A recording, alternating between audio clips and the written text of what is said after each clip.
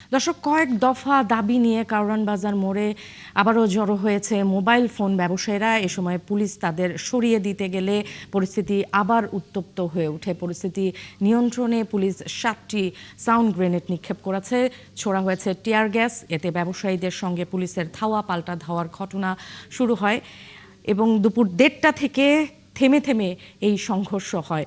এক পর্যায়ে উভয় পক্ষের মধ্যে ইট পাটকেল নিক্ষেপের ঘটনা ঘটে। ঘটনাস্থলে অতিরিক্ত পুলিশের পাশাপাশি সেনা ও র্যাব সদস্যরা পরিস্থিতি নিয়ন্ত্রণের চেষ্টা চালাচ্ছেন। এর আগে মোবাইল ফোন ব্যবসায়ীদের সঙ্গে পুলিশের ধাওয়া পাল্টা ধাওয়ার ঘটনা ঘটে। পরে তারা সেখান থেকে সরে গিয়ে বসুন্ধরা শপিং মলের সামনে অবস্থান নেন। এখনও সেখানে বিক্ষোভকারীদের একটা অংশ অবস্থান নিয়ে আছেন। সকালে মোবাইল ব্যবসায়ীরা জাতীয় ইকুইপমেন্ট আইডেন্টিটি রেজিস্টার NEIR চালুর প্রতিবাদে কারওয়ান বাজারের সড়ক অবরোধের চেষ্টা করলে পুলিশ তাদের বাধা দেয়। এতে দুপক্ষের মধ্যে ধাওয়া পাল্টা ধাওয়ার ঘটনা ঘটে। পরে পুলিশ লাঠিচার্জ, টিয়ারশেল ও জল কামান ব্যবহার করে তাদের ছত্রভঙ্গ করে দেয়। দর্শক, এই বিষয় নিয়ে আরও খবর আমাদেরকে জানানোর জন্য অপেক্ষা করছেন সহকর্মী মোহন ইসলাম। মোহন, একটু জানতে চাই সেখানকার এখন বর্তমান পরিস্থিতিটা কি এবং নিজেদের অবস্থান নিয়ে কি বলছেন বিক্ষোভকারীরা। ন্যান্সি, আন্দোলনকারী এবং পুলিশের মধ্যে যে ধাওয়া পাল্টা দেওয়া আসলে সকালে পরে শুরু হয়ে গিয়েছিল, সেটি এখন কিছুটা নিয়ন্ত্রণে এসেছে। যেমনটা আগে দেখাচ্ছিলাম যে পুলিশ এবং আন্দোলনকারীরা কিন্তু একদম মুখোমুখি হয়ে গিয়েছিল এবং সেই মুখোমুখি জায়গায় কিন্তু পুলিশ সাউন্ড গ্রেনেড এবং টিয়ার শেল নিক্ষেপ করে তাদেরকে আপনার কারওয়ান বাজার মোড় থেকে তাদেরকে একদম আপনার বাংলা মোটর মোড় অর্থাৎ হাতিরপুলের যে সীমানা রয়েছে সেই এলাকার থেকে অনেকটা দূরে সরিয়ে দিয়েছে। সেই জায়গায় বলা যায় আপাতত আপনার আন্দোলনকারী এবং পুলিশের মধ্যে ধাওয়া পাল্টা কিছুটা নিয়ন্ত্রণে আছে, কিন্তু পুলিশ এবং সেনাবাহিনীর যে যৌথ বাহিনী তারা কিন্তু তাদের অবস্থান এখন পর্যন্ত শক্ত অবস্থানে রেখেছে। কারণ এক ধরনের সম্ভাবনা বা আশঙ্কা রয়েছে যে এই এলাকার বিভিন্ন অলিগলিতে যাদেরকে আসলে ডিসপাচ করে দেওয়া হয়েছে অর্থাৎ ছড়িয়ে দেওয়া হয়েছে, সেই আন্দোলনকারীরা কিন্তু সেই এলাকা থেকে জড়ো হতে পারে এবং জড়ো হয়ে আপনার আবারও তারা কারওয়ান বাজার মোড় থেকে শুরু করে আশেপাশে যে রাস্তাগুলো রয়েছে সেখানে আন্দোলনের মাধ্যমে তাদের দাবি দাওয়া বিষয়গুলো সামনে নিয়ে আসতে পারেন এবং তারা যেন কোনো সড়ক অবরোধ না করতে পারে, কোনো সড়কে বসে না যেতে পারে, সেই জায়গায় কিন্তু পুলিশ আসলে শক্ত ভূমিকা রাখছেন। এবং আমরা দেখছিলাম যে পুলিশ টিয়ারশেল এবং সাউন্ড গ্রেনেড নিক্ষেপ করছে। আমরা যদি সংখ্যায় গুণে বলি বেশ অনেকটি আপনার সাউন্ড গ্রেনেড ছোড়া হয়েছে এবং তাদেরকে কিন্তু আন্দোলনকারীরা সেই সাউন্ড গ্রেনেড এবং টিয়ারশেল নিক্ষেপের মধ্য দিয়ে কিন্তু তারা সরে যায়। এই মুহূর্তে আসলে কারওয়ান বাজার মোড়টিতে যে পুলিশ এবং সেনাবাহিনী যারা রয়েছেন তাদের অবস্থান রয়েছে এবং এর আশেপাশে কিন্তু আমরা আন্দোলনকারীদেরকে ছড়িয়ে ছিটিয়ে যেতে দেখেছি। সেই জায়গা থেকে তাদের সেই আশঙ্কার কথা বলছিলাম এবং একটু থেমে থেমে আসলে যানবাহনও চলাচল করছে, কিন্তু ঠিক আপনার সাথে কথা বলার একটু আগে কিন্তু আমরা দেখছিলাম যে কিভাবে পুরো এলাকা জুড়ে আসলে রণক্ষেত্র পরিণত হয়। পুলিশের উপর কিভাবে তারা ইটপাটকেল নিক্ষেপ করে এবং পুলিশে এক পর্যায়ে আসলে এখানে টিয়ারশেল নিক্ষেপ করে। আমরা দুই একজন পুলিশের সাথে কথা বলার চেষ্টা করব, একটু তাদের অবস্থান বা বর্তমান অবস্থা একটু জানার চেষ্টা করব।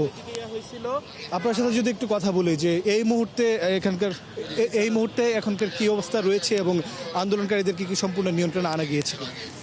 আমরা চেষ্টা করেছি, তারা রাস্তা যে বন্ধ করেছিল সেখান থেকে সরিয়ে তারা এখন স্ট্যান্ড প্লাজার দিকে চলে গিয়েছে। আবারও আমরা শুনেছি যে তারা রাস্তা অবরোধ করার একটা চেষ্টা করছে। আমরা তাদেরকে নেগোসিয়েট করে ওখানে সরিয়ে দেওয়ার চেষ্টা করছি। ধন্যবাদ। একজন পুলিশ কিন্তু জানাচ্ছিলেন যে তাদেরকে ইস্টার্ন প্লাজার ওই যে জায়গাটি রয়েছে বা ওই এলাকাটি রয়েছে সে এলাকা পর্যন্ত তাদেরকে সরিয়ে দেওয়া হয়েছে, কিন্তু তাদের কাছে তথ্য রয়েছে তারা আবারও সংঘবদ্ধ হয়ে রাস্তা অবরোধ করে আন্দোলনের যে প্রস্তুতি সেই প্রস্তুতি নিচ্ছে এবং সেই জায়গায় পুলিশও চেষ্টা করছে যেন সেই আন্দোলনকারীরা কোনোভাবেই রাস্তায় না নামতে পারে, রাস্তা অবরোধ না করতে পারে। এবং যেমনটা বলছিলাম তাদেরকে সরিয়ে দেওয়ার পর কিন্তু আমরা দেখছি যে কিছু গাড়ি, যানবাহন, বাস তারা কিন্তু সেইগুলো কিন্তু চলাচল শুরু করেছে, রিক্সা চলাচল শুরু করেছে। কিছুটা ভোগান্তি লাঘব হয়েছে, কিন্তু যেহেতু আন্দোলনকারীরা আবারও রাস্তায় নামতে পারে সেই জায়গা থেকে কিন্তু পুলিশ এবং সেনাবাহিনীর যে অবস্থান সেটা কিন্তু খুবই শক্তভাবে তারা এখন পর্যন্ত ধরে রেখেছে এবং তারা সাউন্ড গ্রেনেড থেকে শুরু করে টিয়ার শেল যা ব্যবহার করে আসলে দাঙ্গা দমন করা যায় কিংবা আপনার আন্দোলন দমন করা যায় সেই সব বিষয়ে কিন্তু তারা এখানে ব্যবহার করেছে এবং তারা এখন পর্যন্ত তাদের যে প্রস্তুতি সেই প্রস্তুতি নিয়ে রেখেছে বলে কিন্তু আমাদের কাছে যে ডিসিশন কথা বলছিলেন কিন্তু জানাচ্ছিলেন। আমরা যদি আরেকটু কথা বলে এখানে পুলিশের আরেকজন ঊর্ধ্বতন কর্মকর্তা রয়েছেন তেজগাঁও বিভাগের ডিসি ইবনে মিজান, আমি তার থেকে একটু জানার চেষ্টা করি। সম্ভবত 8-10 জনের মতো আমাদের হেফাজতে আছে। এখন পরিস্থিতি স্বাভাবিক বলবো না, তবে পুরো আমাদের নিয়ন্ত্রণে আছে। তারা এখন ডিসপার্স হয়ে বিভিন্ন অলিগলিতে আছে। তারা আবার যে কোনো সময় বের হলে আমরা আবার ডিসপার্স করব। জি জি জি আসলে সারা দেশ থেকে এসছে, তাদের কোনো কন্ট্রোল নাই, কমান্ড নাই, ঠিক আছে, তাদের কোনো নেতৃত্ব নাই। ফলে তারা তাদের মতো করে যে যেদিক দিয়ে পারতেছে তারা এসে রাস্তায় বসতেছে এবং পুলিশের উপর আক্রমণ করতেছে। ফলে আমরা আমাদের হিসেবটা হাতে নাই, তবে আমার মানে মনে হয় 8-10 জনের মতো আমরা এখন পর্যন্ত হেফাজতে নিয়েছি। আমাদের হিসাবটা আমরা এখন পর্যন্ত জানি না, তবে 10-15 জন আমাদের আহত হয়েছে। তেজগাঁও বিভাগের পুলিশের উপকমিশনার ইবনে বিজান কিন্তু তিনি জানাচ্ছিলেন যে এই যে ধাওয়া পাল্টা ধাওয়ার ফলে পুলিশের প্রায় 8-10 জনের মতো সদস্য আহত হয়েছে এবং বেশ কয়েকজন আটক রয়েছে। এবং তিনি কিন্তু বলছিলেন যে সারা দেশে থেকে তাদের যে আন্দোলনকারীদের যারা সদস্য বা লোকজন রয়েছে তারা আসার কারণে সুনির্দিষ্ট কোনো নেতৃত্ব না থাকার কারণে আন্দোলনটিকে আসলে নিয়ন্ত্রণে আনা যাচ্ছে না। এবং মোহন, আপনি যেমনটা জানাচ্ছিলেন যে কিছুটা স্বাভাবিক পরিস্থিতি হয়েছে, তারপরও থমথমে অবস্থা রয়েছে। আপনি খবর রাখুন, আপনার কাছে নিশ্চয়ই আবার পরবর্তীতে আসবো, আমরা যুক্ত হব এবং খবরাখবর নিব। দর্শক, আমরা যেতে চাই ফার্মগেটের একটি সংবাদে। সাকিবুল হাসান রানার হত্যার ঘটনায় আইন ও স্বরাষ্ট্র উপদেষ্টা ফার্মগেটে এসে শিক্ষার্থীদের সাথে কথা না বলা পর্যন্ত আন্দোলন চালিয়ে যাবার ঘোষণা দিয়েছেন তেজগাঁও কলেজের শিক্ষার্থীরা। সহপাঠী হত্যার বিচারের দাবিতে সকাল থেকেই সেখানে সড়ক অবরোধ করে বিক্ষোভ করছেন তারা। তাদের ভাষ্যটা একটু জানার চেষ্টা করব। আমরা ফার্মগেটে চলে যেতে চাই, শিক্ষার্থীরা কি দাবি নিয়ে সেখানে সংবাদ সম্মেলন করছে সেখানে চলে যাব। না, ঠিক আছে, উনি যেহেতু আশ্বাস দিচ্ছে ওনাদেরকে সময় দেওয়া যায়, অথবা আমরা আন্দোলন স্থগিত রাখবো, তাহলে আন্দোলন স্থগিত থাকবে। আর যদি আমাদের কাছে মনে হয় না আমাদের উনার কথা সন্তুষ্টি হয় নাই অথবা আমরা মেনে নিতে পারি নাই, তাহলে আবার আগামীকালকে আমরা কঠিন কর্মসূচির ডাক দিচ্ছি। তখন আর কেউ আমাদেরকে আটকাতে পারবে না। এখানে থাকবেন, আমরা সাকিবুল ইসলাম রানার হত্যা সুষ্ঠু বিচার করি, তবে আমরা ঘরে ফিরব। ন্যান্সি, আপনি শুনছিলেন শিক্ষার্থীরা বলছেন যে আপাতত প্রশাসনের আশ্বাসে তারা তাদের আন্দোলন স্থগিত করেছে এবং যান চলাচল স্বাভাবিক হয়েছে। আপনি জানেন যে সাকিব হত্যার প্রতিবাদে বেলা 10টা থেকে এই ফার্মগেট মোড় কিন্তু অবরোধ ছিল। সেই অবরোধ কর্মসূচি এখন কিন্তু স্থগিত করেছে শিক্ষার্থীরা, যান চলাচল শুরু হয়েছে। আমরা জানতে পেরেছি যতটুকু, শিক্ষার্থীরা জানিয়েছে যে তাদের 5 সদস্যের একটি প্রতিনিধি দল মন্ত্রণালয়ে যাবে, স্বরাষ্ট্র এবং আইন উপদেষ্টাদের সাথে তাদের বৈঠক আছে। তারা এই বৈঠকে যদি ফলপ্রসূ হয়, তাদেরকে যদি আশ্বাস দেওয়া হয়, তাহলে তারা আর আন্দোলন করবে না। যদি সেই আশ্বাসে তারা সন্তুষ্ট না হয়, তাহলে আগামীকাল থেকে তারা আবার নতুন কর্মসূচি ঘোষণা করবে। এই দাবি কিন্তু এখন জানানো হয়েছে। একটু জানাতে চাই, 24 দিন আগে সাকিব নামের এক শিক্ষার্থী নিহত হয়েছিল তেজগাঁও কলেজে। সেই সহপাঠীর বিচারের দাবিতেই আজকে তেজগাঁও কলেজের শিক্ষার্থীরা কিন্তু আন্দোলন করছিল এবং সকাল থেকেই এই আন্দোলনের কারণে ফার্মগেট এলাকার যান চলাচল বন্ধ ছিল। এতে করে সাধারণ মানুষই কিন্তু চরম ভোগান্তিতে পড়ে, কারণ আজকে কিন্তু অফিসের দিন। সাধারণ মানুষ আমরা দেখেছি বাস সকল কিছু যানবাহন বন্ধ থাকার কারণে তারা পায়ে হেঁটে গন্তব্যে গেছে। এতে করে সাধারণ মানুষেও প্রচণ্ড ভোগান্তি হয়েছে এবং সবকিছু মিলিয়ে এখন 2টার দিকে শিক্ষার্থীরা ঘোষণা দিয়েছে তারা তাদের আন্দোলন স্থগিত করে তারা মন্ত্রণালয়ে যাবে এবং উপদেষ্টাদের সাথে তাদের বৈঠক রয়েছে। এই মুহূর্তে আসলে যান চলাচল স্বাভাবিক হয়েছে। শিক্ষার্থীরা কিছুক্ষণের মধ্যেই তারা পুলিশের সহায়তায় তারা মন্ত্রণালয়ে যাবে, অর্থাৎ সচিবালয়ে যাবে। সেখানে গিয়ে উপদেষ্টাদের সাথে তারা বৈঠক করবে এবং উপদেষ্টারা তাদেরকে এই আসামিদের গ্রেপ্তারের বিষয়ে যৌক্তিক সমাধান এবং যৌক্তিক আশ্বাস দেবে এমন প্রত্যাশা তারা জানিয়েছে। এবং তারা বলছে যে যদি তারা যৌক্তিক সমাধান এবং যৌক্তিক আশ্বাসটা তারা পায়, তাহলে তারা আসলে এই আন্দোলন তাদের আর প্রয়োজন পড়বে না। এবং এটি হয়তো যদি তারা কোনো সমাধান না পায়, তাহলে আগামীকাল থেকেও কিন্তু আবার আন্দোলন করা হবে, নতুন কর্মসূচি দেওয়া হবে, সেই ঘোষণা কিন্তু জানানো হয়েছে। একটু দেখাতে চাই, নিশ্চয়ই আপনি দেখতে পাচ্ছেন যে সকাল 10টা থেকে কিন্তু এই সড়কের যান চলাচল বন্ধ ছিল। এখন এই সড়কের যান চলাচল কিন্তু আবার শুরু হয়েছে, যান চলাচল শুরু হয়েছে। সাধারণ মানুষের ভোগান্তি এখন কিছুটা লাঘব হবে এমনটি কিন্তু বোঝা যাচ্ছে। ন্যান্সি। আশিক, আপনাকে ধন্যবাদ। দর্শক, আশিক মাহমুদ আমাদেরকে যেমনটা জানাচ্ছিল যে ফার্মগেটে শিক্ষার্থীদের যে অবরোধ চলছিল সেই অবরোধ তারা তুলে নিয়েছে আশ্বাসের কারণে, এবং সেই আপডেট তিনি আমাদের জানাচ্ছিলেন এবং সেখানে যান চলাচল স্বাভাবিক হয়েছে। দর্শক, মোস্তাফিজ ইস্যুতে নড়ে চড়ে বসেছে বাংলাদেশ ক্রিকেট বোর্ড। ভারত বিশ্বকাপে নিরাপত্তা সংখ্যা নিয়ে আইসিসিকে চিঠি দিয়েছে বাংলাদেশ ক্রিকেট বোর্ড। এই বিষয়ে আমরা জানবো। আমাদের বার্তা কক্ষ থেকে আমাদের সাথে এই মুহূর্তে যুক্ত হচ্ছেন পার্থ বণিক, তার কাছে যেতে চাই। পার্থ, একটু জানতে চাই যে ভারতে খেলার ব্যাপারে সরাসরি অবজেকশন দিয়েছে কিনা আইসিসির কাছে, আর বিসিবির দেয়া মেইলে কি আছে আপনার কাছ থেকে একটু বিস্তারিত জানতে চাই। দেখুন, সরাসরি অবজেকশন তো আসলে দেওয়া হয়নি। গতকালকে যখন মোস্তাফিজকে আইপিএল থেকে বাদ দেওয়া হয় বিসিসিআই নির্দেশনার মাধ্যমে, তখনই কিন্তু বিসিবি সিলেটে রাতের বেলায় একটা সংবাদ মাধ্যমকে জানিয়ে দিয়েছে একটা বার্তা যে এটা খতিয়ে দেখা হবে এবং প্রয়োজনীয় ব্যবস্থা নেওয়া হবে। পরবর্তীতে আপনারা নিশ্চয়ই জানেন যে সরকারের বিভিন্ন উপদেষ্টারা আজকে সারাদিনে নানা ধরনের বার্তা দিয়েছে, যার মাধ্যমে কিন্তু এটা ফুটে উঠেছে যে বাংলাদেশ ভারতের নিরাপত্তা ব্যবস্থা নিয়ে আসলে সন্দিহান রয়েছে। কারণ একজন মুস্তাফিজের নিরাপত্তা দিতে ব্যর্থ বিসিসিআই, সেখানে গোটা দলকে কিভাবে ফেব্রুয়ারিতে তারা নিরাপত্তা দেবে সেই বিষয়ে সংশয় রয়েছে বিসিবির। তো সেই ক্ষেত্রে এরই মধ্যে মেল পাঠানো হয়েছে, সেখানে জানতে চাওয়া হয়েছে আইসিসির কাছে যে বিশ্বকাপ চলাকালীন ফেব্রুয়ারিতে বাংলাদেশের জন্য কি ধরনের নিরাপত্তা ব্যবস্থা তারা আয়োজন করছে। সেটা জানার পরেই আসলে বাংলাদেশ সিদ্ধান্ত নেবে যে পরবর্তী স্টেপটা কি হতে পারে। আর বিসিসিআই এর কাছেও জানতে চাওয়া হয়েছে যে তাদের আইপিএল এর জন্য বিসিবি যে এনওসি দিয়েছিল মোস্তাফিজকে, এর পরেও কেন তাকে আইপিএল থেকে সরিয়ে দেওয়া হলো, এটাও জানতে চাওয়া হবে বা জানতে চেয়েছে অলরেডি। বিসিসিআই এর কাছে মেল পাঠিয়েছে তারা। তো যেটা হচ্ছে যে একটা নিয়ম রয়েছে এই ভেন্যু পরিবর্তনের জন্য। আপনি জানেন যে যদি মানে আইসিসি নিয়মে রয়েছে কোনো দেশ যদি একটি আয়োজক দেশের নিরাপত্তা ব্যবস্থা নিয়ে সংশয়ের মধ্যে থাকে, সন্দিহান থাকে, তবে তারা সরকারের মাধ্যমে তাদের বোর্ডে প্রথমে একটা মেইল আসতে হবে বা সরকারের পক্ষ থেকে বলতে হবে নির্দিষ্ট বোর্ডকে যে আমরা ওই দেশে যেতে চাচ্ছি না বা ওই দেশে আমাদের নিরাপত্তা ব্যবস্থা নিয়ে আমাদের সংশয় রয়েছে।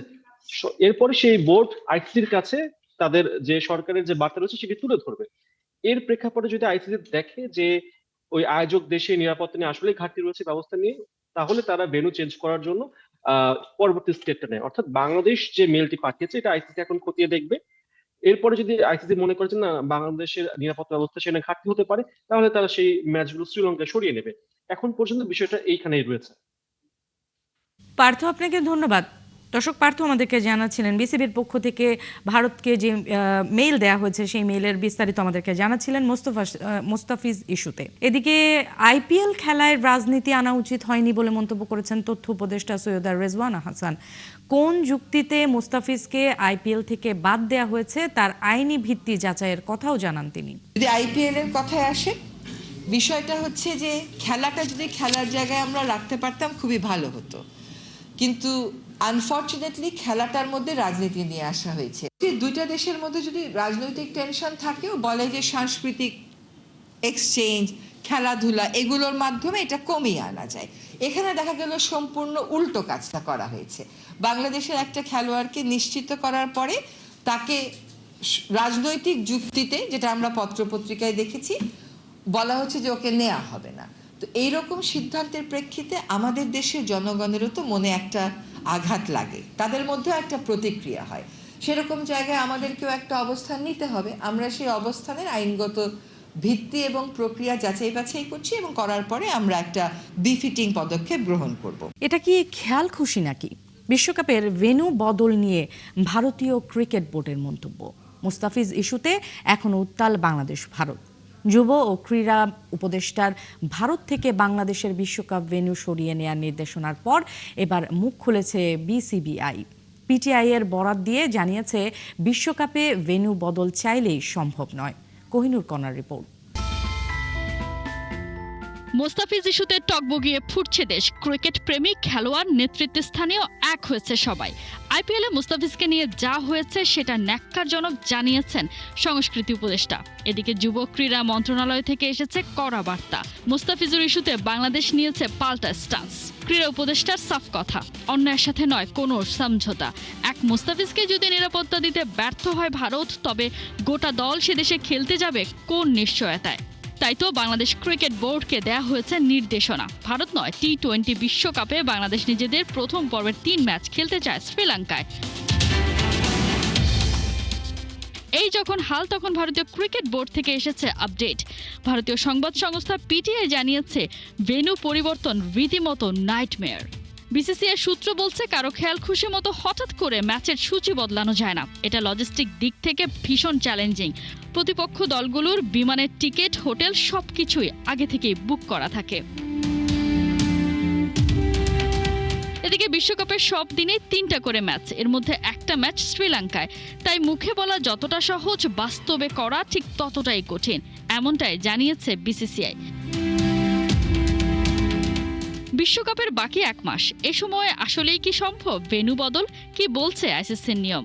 আইসিসির নিয়ম বলছে কোনো একটা দেশের সরকার যদি নিজের দেশের খেলোয়াড়দের অন্য দেশে গিয়ে খেলার ইস্যুতে নিরাপত্তার অভাব বোধ করে, সেক্ষেত্রে সরকারকে নিজেদের বোর্ডের কাছে বিষয়টি লিখিতভাবে জানাতে হয়। সংশ্লিষ্ট দেশের ক্রিকেট বোর্ড আইসিসিকে বিষয়টি জানায়। এরপর আইসিসি বিষয়টি খতিয়ে দেখে সিদ্ধান্ত নেয়। প্রয়োজনে টুর্নামেন্টে সংশ্লিষ্ট দেশের খেলার জায়গা পরিবর্তন হতেও পারে। এর আগে সব সংখ্যাকে সত্যি করে ক্রিকেটার রাজনীতিকে মিশিয়ে শনিবার সরগরম হয়ে পড়েছিল ক্রীড়াঙ্গন। ভারতীয় ক্রিকেট বোর্ডের নির্দেশনা মেনে মুস্তাফিজুর রহমানকে দল থেকে ছেড়ে দেয় কলকাতা নাইট রাইডার্স। এবারে দেখা যাক সেই জল কোথায় গিয়ে গড়ায়। কোহিনুর কণা, ৭১। কলকাতা নাকি কলম্বো, কোথায় হবে টাইগারদের ডেস্টিনেশন? আসছে টি-20 বিশ্বকাপে বাংলাদেশের ভেন্যু বদল নিয়ে চলছে আলোচনা। এরই মধ্যে কোনো চমক ছাড়াই হয়ে গেল স্কোয়াড ঘোষণা। লিটন দাসের নেতৃত্বে 2026 টি-20 বিশ্বকাপের জন্য 15 সদস্যের স্কোয়াড দিল বাংলাদেশ ক্রিকেট বোর্ড। স্কোয়াডে জায়গা হয়নি টি-20-র সাবেক অধিনায়ক নাজমুল শান্ত আর জাকের আলী অনিকের। লিটনের ডেপুটির দায়িত্ব দেয়া হয়েছে সাইফ হাসানের কাঁধে। টপ অর্ডারে লিটন, সাইফের সঙ্গে তানজিম, তামিম ও পারভেজ ইমন। মিডল অর্ডারের ভরসা হিসেবে থাকছেন তাওহিদ হৃদয় ও শামীম হোসেন। জাকের আলীর জায়গায় উইকেট কিপিংয়ের লিটনের সাথে থাকবেন নুরুল হাসান সোহান। দলের স্পেস ইউনিটে আছেন মোস্তাফিজুর রহমান, তাসকিন আহমেদ, শরীফুল ইসলাম ও তানজিম হাসান সাকিব। স্পিন ডিপার্টমেন্ট সামলাবেন লেগ স্পিনার রিশাদ হোসেন, শেখ মেহেদি আর নাসুম আহমেদ। অলরাউন্ডার হিসেবে আছে মোহাম্মদ সাইফুদ্দিন। দর্শক, ত্রয়োদশ জাতীয় সংসদ নির্বাচনে প্রার্থীদের মনোনয়ন যাচাই বাছাইয়ের শেষ দিন আজ। এ বিষয়ে আরও খবর নিয়ে আমাদের সাথে আগারগাঁও থেকে যোগ দিচ্ছেন সহকর্মী ফারজানা আক্তার। ফারজানা, শেষ দিনের যাচাই বাছাইয়ের কি নতুন তথ্য আছে আপনার কাছে একটু জানাবেন? এছাড়াও আজ নির্বাচন কমিশনে অন্য কোনো কর্মসূচি আছে কিনা সেটাও একটু জানতে চাই। ত্রয়োদশ জাতীয় সংসদ নির্বাচনে যারা অংশ নিতে যাচ্ছেন প্রার্থী, তাদের মনোনয়ন যাচাই বাছাইয়ের আজ শেষ দিন এবং এখন পর্যন্ত আমরা যতটুকু তথ্য পেয়েছি সেটি হচ্ছে ঢাকা 15টি আসনে 194 জন মনোনয়ন দাখিল করেছিলেন। তার মধ্যে 63টি মনোনয়ন বাতিল এবং স্থগিত করা হয়েছে এবং এই ক্ষেত্রে আমরা দেখেছি বিএনপির যেসব প্রার্থীরা রয়েছেন ঢাকা 15 আসনে তারা কিন্তু মনোনয়নের পরীক্ষায় উত্তীর্ণ হয়েছেন এবং একজন জামাত প্রার্থী এবং একজন স্বতন্ত্র প্রার্থীর মনোনয়ন স্থগিত করা হয়েছে। এবং কিছুক্ষণ আগে নির্বাচন কমিশন থেকে আমরা জানতে পেরেছি ঢাকা 13 এবং 15 আসনে 20টি মনোনয়নপত্র দাখিল হয়েছিল, সেখানে 20টির থেকে 8টি বাতিল হয়েছে, অর্থাৎ 12টি বৈধতা পেয়েছে। এবং যে মনোনয়নপত্রগুলো বাতিল করা হয়েছে, যাদের মনোনয়ন বাতিল হয়েছে তারা কিন্তু নির্বাচন কমিশনে আপিল করতে পারবেন এবং আগামীকাল থেকে কিন্তু সেই আপিল তারা করতে পারবেন, অর্থাৎ 5 থেকে 9 তারিখ পর্যন্ত তারা আপিল করবেন এবং এরপর 10 থেকে 18 তারিখ পর্যন্ত আপিল শুনানি হবে। সেই শুনানিতে প্রধান নির্বাচন কমিশনার সহ পুরো নির্বাচন কমিশন থাকবে এবং শুনানিতে আসলে যাদের মনোনয়নপত্র বাতিল করা হয়েছিল তাদের পক্ষে তাদের আইনজীবী এবং তাদের কাছ থেকে যুক্তিতর্ক শোনা হবে। সেই যুক্তিতর্ক শোনার পর নির্বাচন কমিশন যদি মনে করে কারো মনোনয়ন আবারও চাইলে দিতে পারবে এবং সেই সুযোগটি কিন্তু রয়েছে। এবং যাদের কিন্তু মনোনয়নপত্র বাতিল হয়েছে তাদের বিষয়ে রিটার্নিং অফিসার যেমনটি বলছেন যে যারা স্বতন্ত্র প্রার্থী রয়েছেন নিয়ম অনুযায়ী তাদেরকে 1% ভোটারের স্বাক্ষর জমা দিতে হয়। সেক্ষেত্রে অনেকে স্বাক্ষরে গরমিল পাওয়া গেছে বা কেউ হয়তো সেই 1%-এর কোটা পূরণ করতে পারেনি। পাশাপাশি যাদের ঋণ খেলাপির অভিযোগ রয়েছে বা কারো মামলা চলমান রয়েছে তাদের আসলে মনোনয়নপত্র স্থগিত বা বাতিল করা হয়েছে। এবং আজ যেহেতু মনোনয়নপত্র যাচাই বাছাই শেষ তারিখ, রাতের মধ্যে নির্বাচন কমিশন থেকে একটি চূড়ান্ত তালিকা প্রকাশ করা হবে। ন্যান্সি, আপনাকে ধন্যবাদ। দর্শক, ফারজানা আমাদেরকে নির্বাচন কমিশন থেকে আজকের যে আপডেট সেই আপডেট জানাচ্ছিল। পুষ্টিহীনতা দূর, জন্মহার নিয়ন্ত্রণ সহ ডায়রিয়া, কলেরার মতো প্রাণঘাতী রোগের প্রাদুর্ভাব ঠেকাতে অনন্য সব উদ্যোগ নিয়েছিলেন শহীদ রাষ্ট্রপতি জিয়াউর রহমান।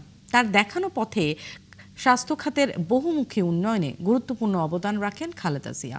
স্বাস্থ্য খাতের বাজেট বাড়ানো, বিনামূল্যে ভ্যাকসিন চালু, নার্সিং পেশার মান উন্নয়ন সহ তার বেশ কিছু উদ্যোগ প্রশংসিত হয়। স্বাস্থ্য খাতকে দুর্নীতিমুক্ত করা এবং সেবার খরচ কমানো ছিল তার লক্ষ্য। আরও জানাচ্ছেন হিমেল মাহবুব।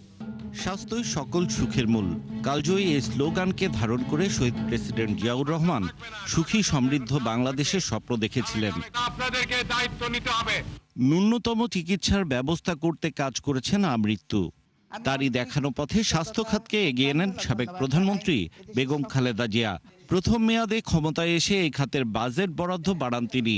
সে সময় ভয়াবহ রূপ নেয়া আর্সেনিক নির্মূল ও পোলিওমুক্ত বাংলাদেশ গড়ার চ্যালেঞ্জও মোকাবেলা করেছিলেন বেগম জিয়া। এছাড়া প্রাণঘাতী যক্ষ্মার বিরুদ্ধেও তার ছিল বিরামহীন যুদ্ধ। মাতৃ ও শিশু মৃত্যু কমাতেই বিএনপি সরকারের ছিল কার্যকর ভূমিকা। বাংলাদেশে স্বাস্থ্য খাতে সবচেয়ে ইম্পর্টেন্ট সাকসেসফুল স্টোরি যেটা, সেটা হলো ইপিআই টিকা কর্মসূচি, started by Zia Rahman, continued by Begum Khaleda Zia. দায়ী আমরা যেটা বলি ধাত্রী, সেটা ট্রেনিং দিয়ে ধাত্রীকে একদম গ্রাম পর্যায়ে আপনার নিয়োগ দেওয়া। তাতে করে আমাদের যে প্রসবকালীন যে মৃত্যু, সেইটা কিন্তু অসম্ভবভাবে কমে আসলো। এই যক্ষ্মার ব্যাপারে কিন্তু সেই সময় টিবির যে ঔষধটা, সেটা কিন্তু খুব দামি ঔষধ, এটাকে একদম ফ্রি করে দেওয়া। পাশাপাশি টিউবারকুলোসিসের একটা ইস্যু ছিল, অন্যান্য ইস্যু ছিল, এইচআইভি এইডস ছিল, অনেকগুলো চ্যালেঞ্জ কিন্তু সরকারের সামনে ছিল, বাট ভেরি সাকসেসফুলি তারা কিন্তু সেটা নিয়ন্ত্রণ করতে পেরেছিল। স্বাস্থ্য শিক্ষায় বেগম খালেদা জিয়ার আমলে 5টি নতুন সরকারি মেডিকেল কলেজ নির্মাণ কাজ শুরু হয়েছিল। এছাড়া নার্স নিয়োগে ন্যূনতম শিক্ষাগত যোগ্যতা ও এই পেশার মর্যাদা বাড়াতে উপযুক্ত স্বীকৃতি দেন তিনি। পাশাপাশি বেসরকারি হাসপাতাল নির্মাণে সহযোগিতার হাত বাড়ায় বিএনপি সরকার। বিশেষায়িত ছাড়াও উপজেলা ও জেলা হাসপাতালগুলোর শয্যা সংখ্যা বাড়ানোরও উদ্যোগ নেন খালেদা জিয়া। উপজেলা স্বাস্থ্য কমপ্লেক্সগুলি ছিল 31 শয্যার, এগুলিকে উনি 50 শয্যায় উন্নীত করলেন। আর যেগুলি 50 শয্যার ছিল সেগুলিকে করলেন 100 শয্যার। নার্সিংয়ে এন্ট্রি ছিল আগে ক্লাস 8 পাস, তারপর হলো মেট্রিক পাস। খালেদা জিয়ার আমলে এটাকে ইন্টারমিডিয়েট পাস করাটা বাধ্যতামূলক করা হলো। তাতে কোয়ালিটি অফ নার্সিং কিন্তু অনেক বেড়ে গেল। জাতীয় হৃদরোগ প্রতিষ্ঠান, জাতীয় ক্যান্সার গবেষণা ইনস্টিটিউট, জাতীয় কিডনি ইনস্টিটিউট, শয্যা সংখ্যা বাড়ানো। আগে তো পুরনো 8টা সরকারি মেডিকেল কলেজ ছিল, এরপরে 5টা নতুন মেডিকেল কলেজ হয়। প্রয়াত প্রধানমন্ত্রীর লক্ষ্য ছিল স্বাস্থ্য খাতে দুর্নীতি রোধ ও চিকিৎসা ব্যয় কমিয়ে আনা। তামাক নিয়ন্ত্রণে বৈশ্বিক চুক্তির প্রথম স্বাক্ষরকারী দেশও ছিল বাংলাদেশ, যা তারই আমলের অর্জন।